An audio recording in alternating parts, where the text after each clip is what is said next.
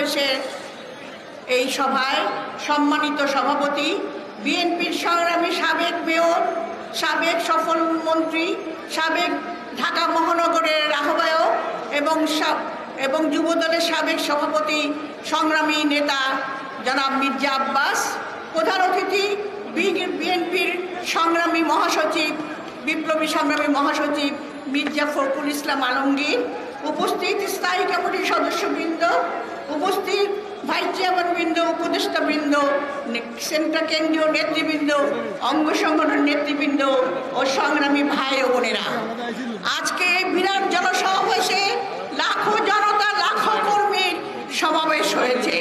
তার কারণ আপনারা আজকে ছুটে এসেছেন একটি মাত্র আওয়াজ নিয়ে।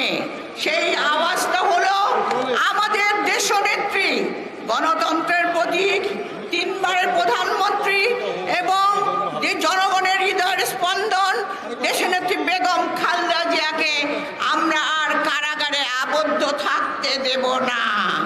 কারণ আমরা জানি আমাদের আজকে থেকে নতুন উদ্যমে নতুন করে লড়াই শুরু হয়েছে। আপনারা জানেন, একটু আগে আমাদের বাবু গয়েশ্বরচন্দ্র বলে গেছেন, ঘোষণা দিয়ে নয়, বক্তৃতা দিয়ে নয়, লড়াইয়ের মধ্যে স্বাধীনতা মেলে। তাই আজকে বেগম জিয়াকে মুক্ত করতে হলে আমাদের সবাইকে, সমগ্র বাংলাদেশের জনগণ যারা আজকে দেশনেত্রী বেগম জিয়ার জন্য আজকে যারা আহামরি করছেন, আহাজারি করছেন, তাদেরকে সাথে নিয়ে আজকে আসুন আমরা ঐক্যবদ্ধভাবে সেই লড়াই শুরু করি। আমরা ঘরে ফিরে যাব না যে পর্যন্ত না দেশনেত্রী বেগম খালেদা জিয়াকে মুক্ত করতে না পারবো। কারণ বেগম জিয়া গণতন্ত্রের প্রতীক, কারণ বেগম জিয়া এদেশের গণতন্ত্রকে নতুন করে এদেশের উন্নয়নের প্রতীক। বেগম জিয়া এদেশের সন্তানদের, এদেশের নাগরিকদের সন্তানের মতো ভালোবাসে। তাই দেশজিয়াকে মুক্ত করতে হলে আমাদের বাংলাদেশের স্বাধীনতা, সার্বভৌমত্ব বজায় থাকবে।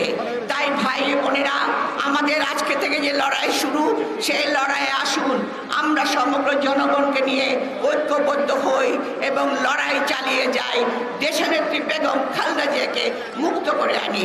আল্লাহ হাফেজ। বাংলাদেশ জিন্দাবাদ, বেগম জিয়া জিন্দাবাদ, শহীদ জিয়া অমর হোক, ভারপ্রাপ্ত চেয়ারম্যান জনাব তারেক রহমান জিন্দাবাদ।